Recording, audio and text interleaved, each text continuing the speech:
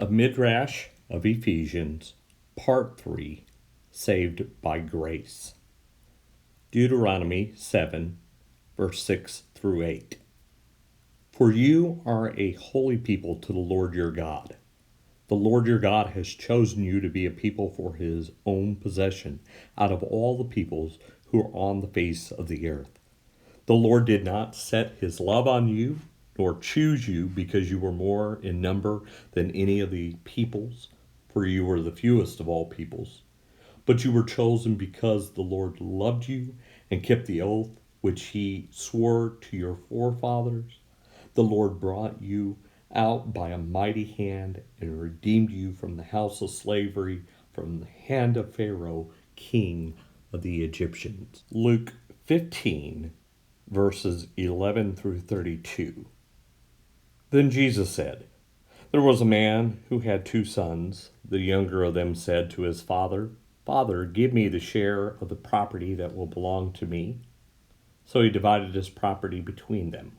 A few days later, the younger son gathered all he had and traveled to a distant country, and there he squandered his property in dissolute living. When he had spent everything, a severe famine took place throughout the country, and he began to be in need. So he went and hired himself out to one of the citizens of that country, who sent him to his fields to feed the pigs. He would gladly have filled himself with the pods that the pigs were eating, and no one gave him anything. But when he had come to himself, he said, How many of my father's hands have bread enough to spare? But here I am dying of hunger. I will get up and go to my father, and will say to him, Father, I have sinned against heaven and before you, and I am no longer worthy to be called your son. Treat me like one of your hired hands. So he set off and went to his father. But while he was far off, his father saw him and was filled with compassion. He ran and put his arms around him and kissed him. Then the son said to his father, Father, I have sinned against heaven and before you. I am no longer worthy to be called your son. But the father said to his servants, Quickly, bring out the robe, the best one, and put it on him. Put a ring on his finger and sandals on his feet. And slaughter the fatted calf, for tonight we will feast and celebrate. For the son of mine was dead and is alive again. He was lost, but is now found. They began to celebrate. Now the elder son was working in the field, and as he approached the house, he heard music and celebration. He called to one of the servants and asked what was going on.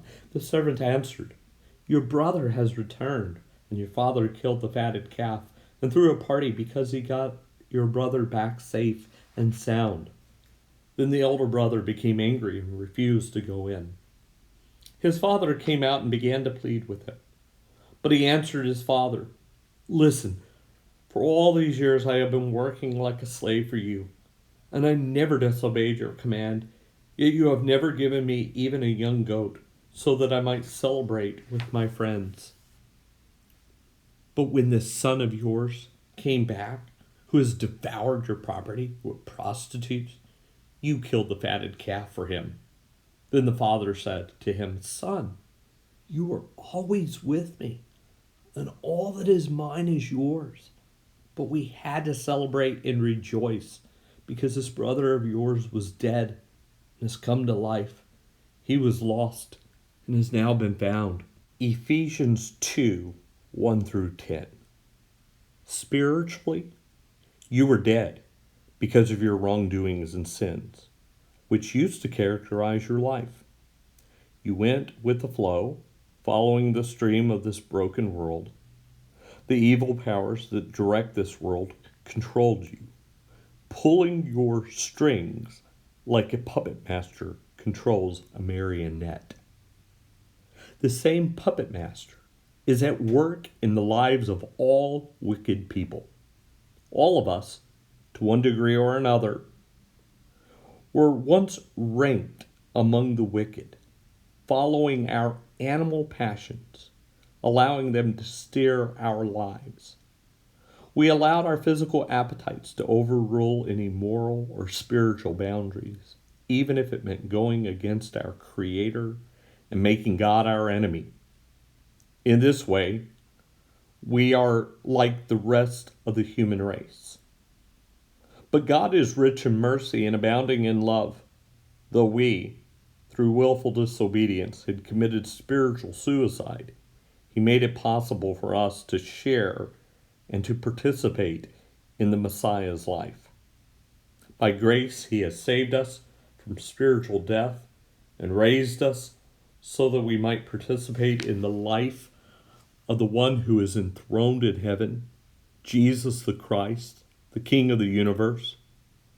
God has done this so that in the age to come, he might share the vast treasures of his grace with us, which are an expression of God's kindness in Christ Jesus. How has all of this happened? By grace we have been saved, received by faith. We did nothing to initiate or earn this grace. It is a pure gift, an expression of God's generosity, and we did nothing to earn it, leaving no room for boasting. In Jesus, God has fashioned us into brand new people who are capable of participating in all the good things that God is doing. How does Paul describe the difference between our lives prior to Christ and after coming to Christ? According to Paul, how did this change happen?